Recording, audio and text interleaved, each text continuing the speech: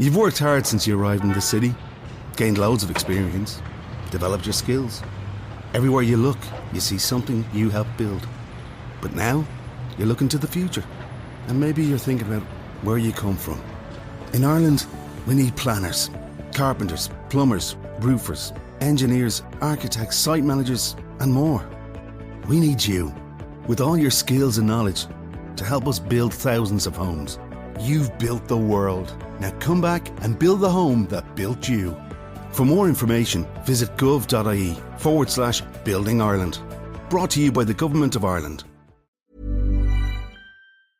This episode is brought to you by Paranormal Playback, a new podcast where hosts Shar, Mel and Laura recap the spooky and entertaining world of paranormal reality TV. Each week they take a fresh look at popular shows like Ghost Adventures and Kindred Spirits, blending humour with insight as they pull apart what's happening on screen. The three of them are a mix of believers and skeptics, which makes for really fun conversations, sometimes leaning into mystery, other times asking the questions viewers might be thinking themselves. With their background in creative production, they know how these shows are put together, so they're great at pointing out the moments that feel real versus the ones that might be more for the cameras. And their segment, This Old Haunt, digs into the true crime side of paranormal investigations, separating fact from fiction. With Halloween coming up, it's the perfect time to add something spooky, funny and a little addictive to your playlist. For even more spooky, ghostly, paranormal content with a humorous spin, go check out Paranormal Playback.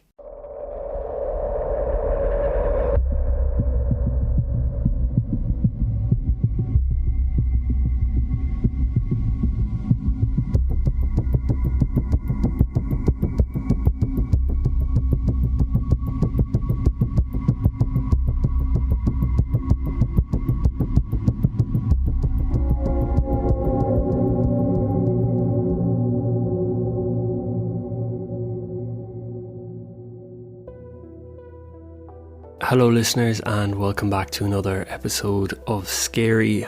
As always, before we get into this week's episode, we need to say a special thank you to our new Patreon subscribers, who are Beverly McGibbon, Christine Hobbs, Sarah Ellen Hutchinson, Catfart Sandwich, Amanda McAvoy, Claire Jackson, Kathy McCarthy, Michelle Jeffries and Geraldine. Thank you so much for signing up to the show's Patreon, and if this is something you're interested in, you can find a link in this episode's show notes where you can gain access to ad-free main episodes as well as exclusive scary episodes.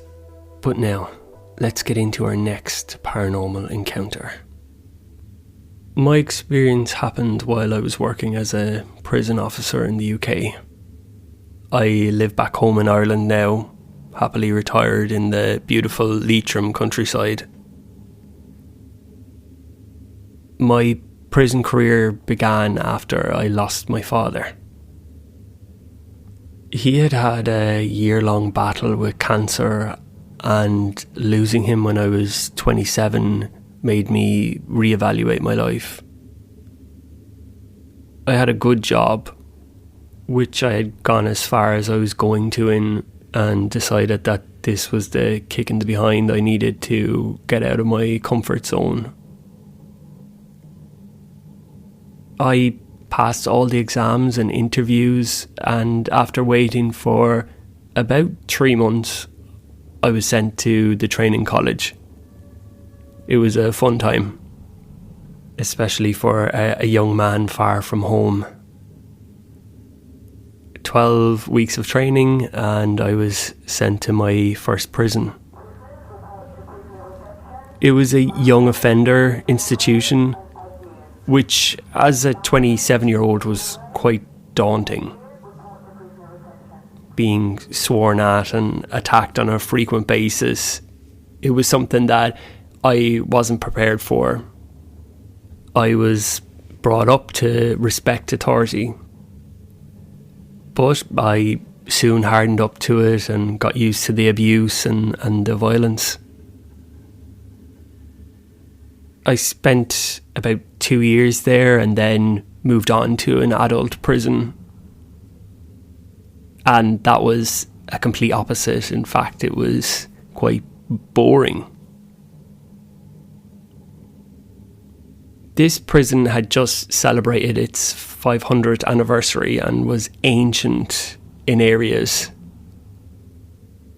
Old parts of the prison were still in use, and the centre of the prison, where the officers were based at night, was an old condemned cell next to the old gallows.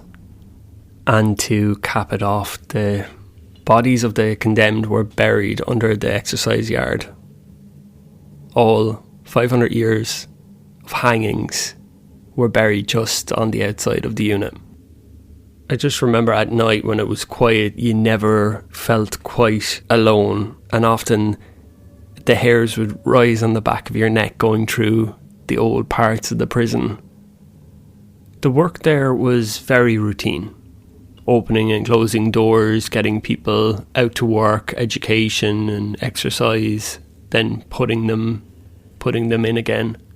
Seeing the same faces return time after time. It really did feel at times like a revolving door.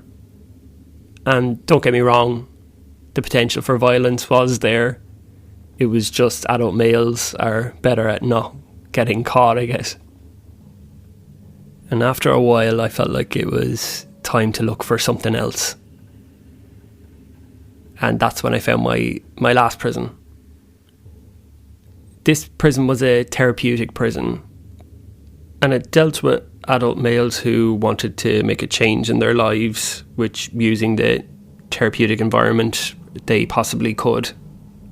It had a more relaxed regime with a focus on rehabilitation and reduce reoffending.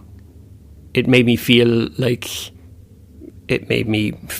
it was a chance to help than just slam doors all day long.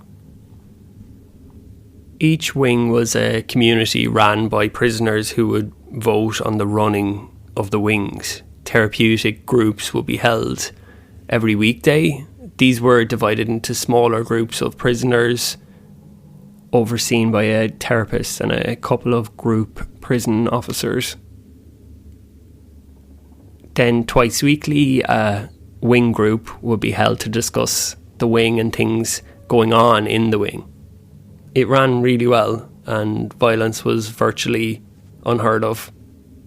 Staff and inmates had a good relationship, and often families from outside knew the officers and knew we were helping their family member.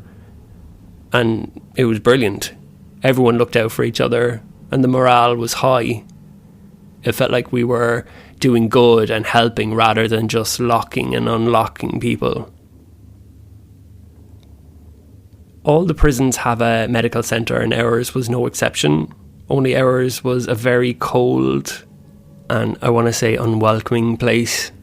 And I guess the reason being it used to be a major surgical hospital for prisoner operations and procedures.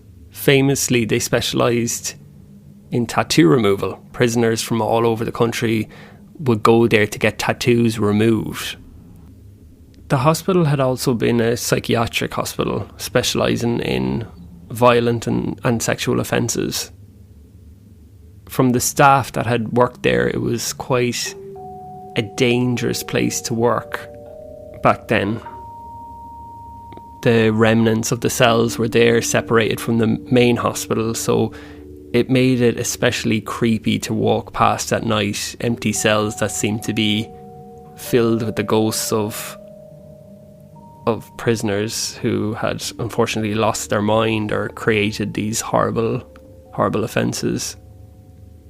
It was definitely everyone's least favourite place to patrol. Over the years I worked in many different departments, and eventually I was assigned permanent nights. And these were hard, as most of the worst things happened on a night shift. And having less staff meant you were involved in every incident. But at times it wasn't too stressful. You did have quiet spells where you could relax. I guess you could say we were more reactionary. We just waited for a call on the radio to attend an incident. I decided that I would use the staff room in the hospital to base myself there. It had a television and tea and food preparation area and was far more comfortable. I never understood why the older officers never used it. And the staff room was at the back of the hospital, so not technically in the spooky areas. It was a great place to go on patrol from, yet close enough to react quickly. One night in winter, we had a horrendous thunderstorm. I just remember these high winds mixed with freezing rain hammering the prison. I had all my waterproof gear and was waiting to go out on my patrol in the middle of this awful weather. And I set up my area that I was basing myself from. I had located a small convection heater, the small radiator style, about 2 foot tall. This radiator had a broken rear leg that would fall off if you lifted it, as the leg had 2 bars that slid up and gripped the main body of the radiator. It gave out zero heat, but as the heating was shut off at night, it was at least maybe something to keep me warm. I remember I put the kettle on and was planning a nice cup of tea. Upon my return, paroles normally took about 20 minutes, and in the really bad weather, possibly longer. So about 30 minutes later, I returned, took off my coat, shook it outside the staff room to get the sleet off it. I remember unlocking the office door and walked in. The heater had been on and there was a slight warmth to the room. So I dropped my coat by the door and headed straight into the kitchen to make myself a much needed cuppa. I went in, sat beside the heater and turned on the TV.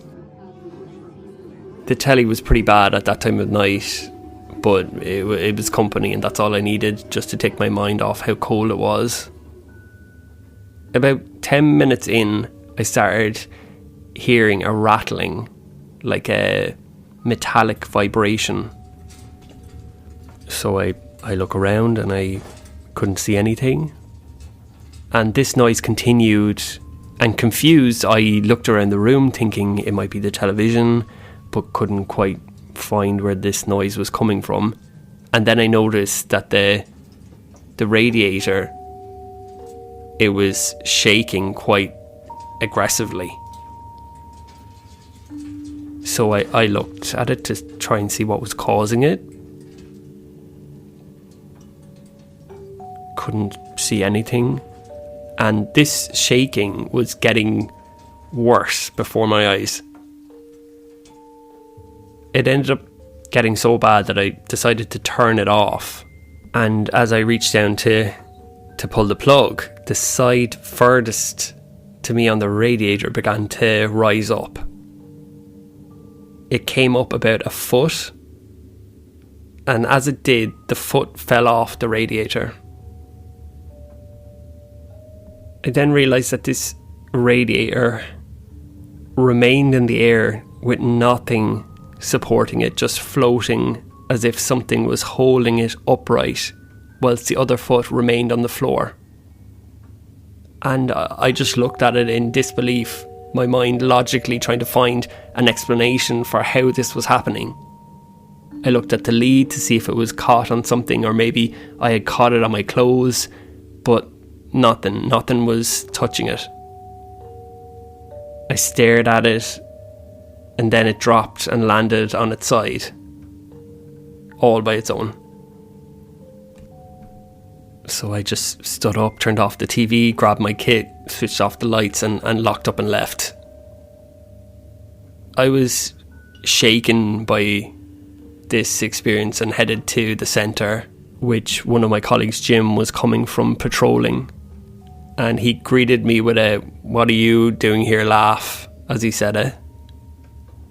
I made a cup of tea and sat down. He started talking and I just blurted out what happened, everything in great detail. And he looked at me and said, "So you've seen it too?"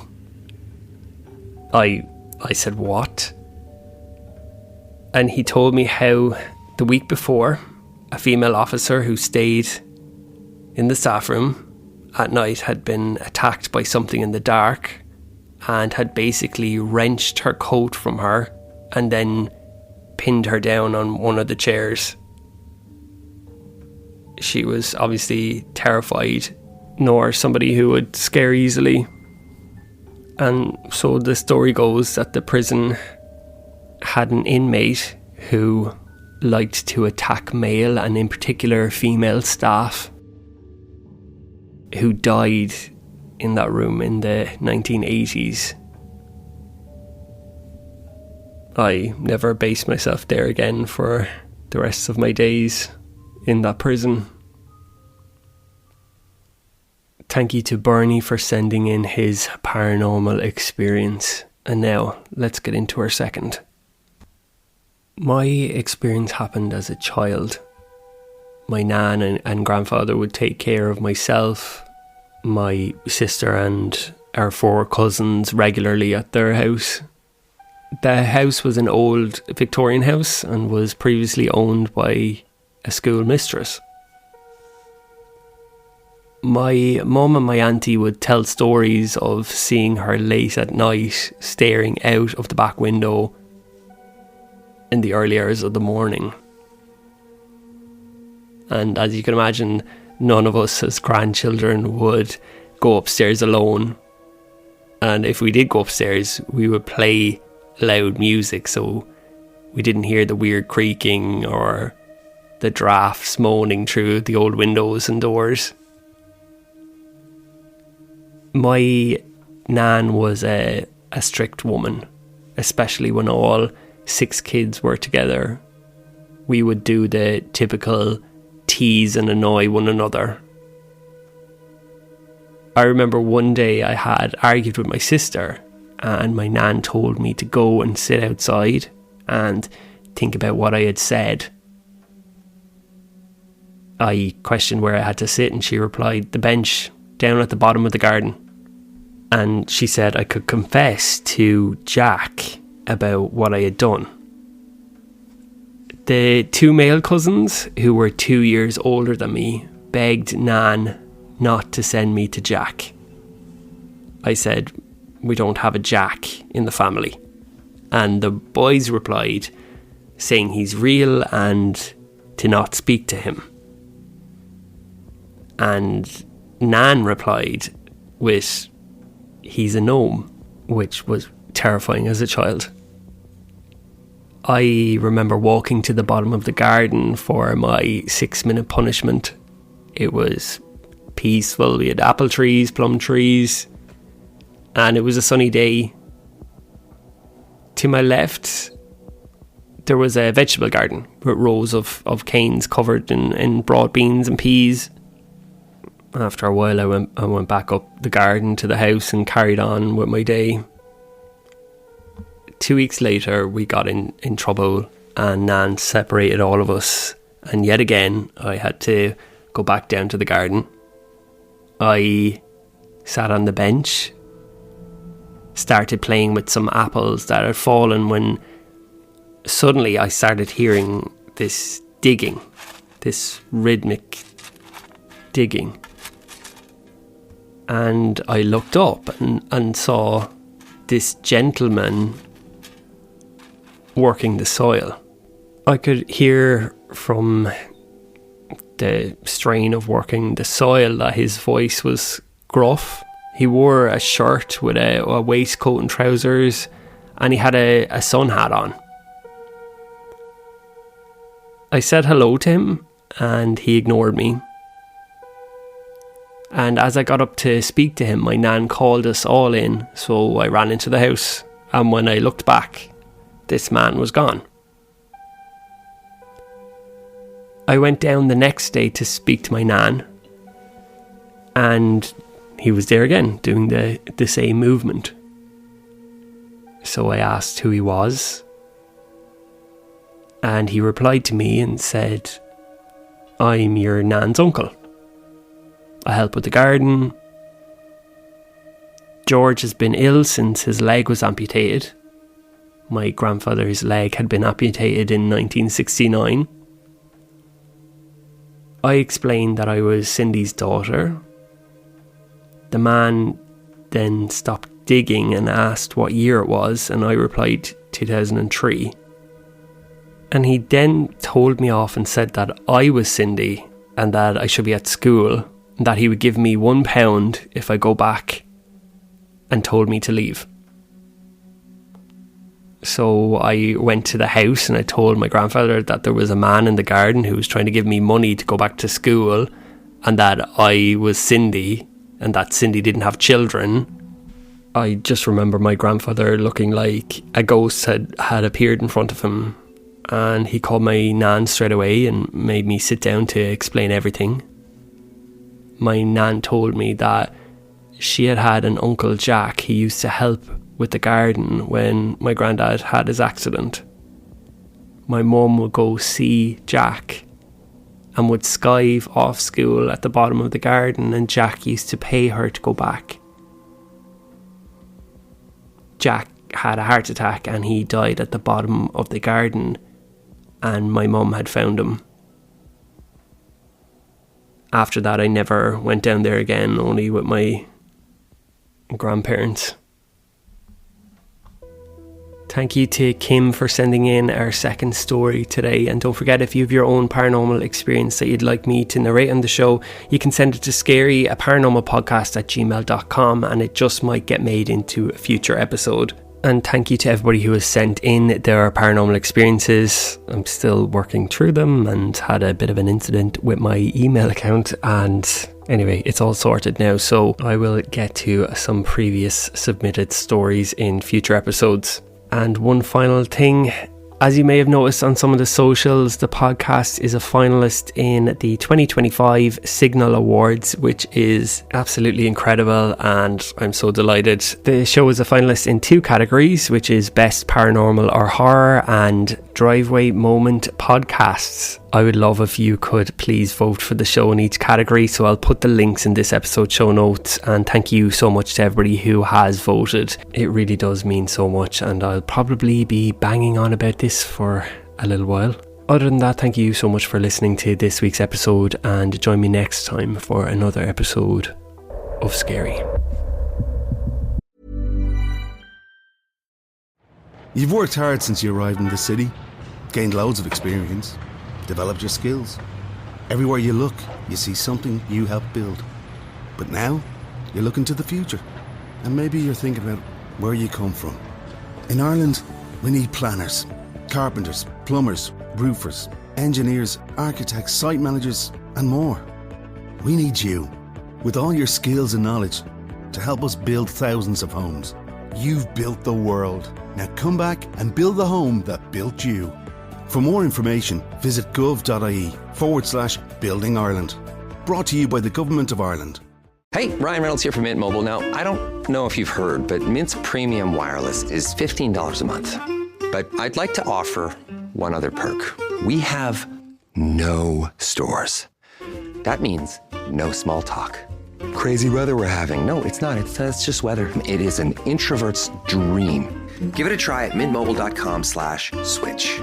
Upfront payment of $45 for 3-month plan. $15 per month equivalent required. New customer offer first 3 months only. Then full price plan options available. Taxes and fees extra. See mintmobile.com. Hey, I'm Paige DeSorbo, and I'm always thinking about underwear. I'm Hannah Burner, and I'm also thinking about underwear, but I prefer full coverage. I like to call them my granny panties. Actually, I never think about underwear. That's the magic of Tommy John.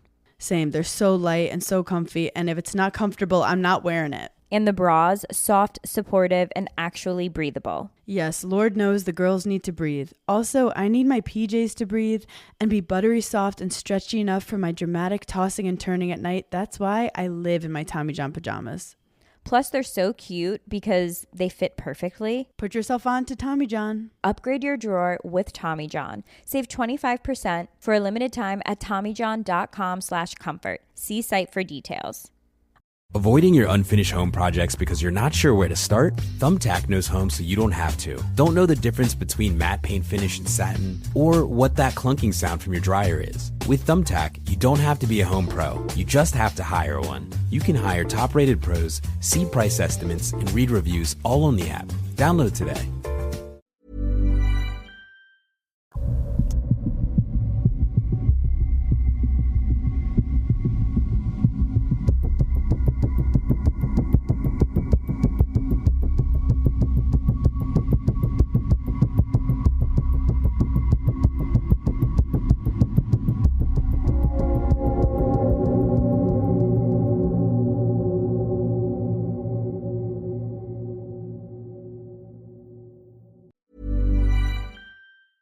Take control of the numbers and supercharge your small business with Xero. That's Xero. With our easy-to-use accounting software with automation and reporting features, you'll spend less time on manual tasks and more time understanding how your business is doing. 87% of surveyed U.S. customers agree Xero helps improve financial visibility. Search Xero with an X or visit Xero.com/ACAST to start your 30-day free trial. Conditions apply. You've worked hard since you arrived in the city, gained loads of experience, developed your skills. Everywhere you look, you see something you helped build. But now, you're looking to the future. And maybe you're thinking about where you come from. In Ireland, we need planners, carpenters, plumbers, roofers, engineers, architects, site managers, and more. We need you, with all your skills and knowledge, to help us build thousands of homes. You've built the world. Now come back and build the home that built you. For more information, visit gov.ie/Building Ireland. Brought to you by the Government of Ireland.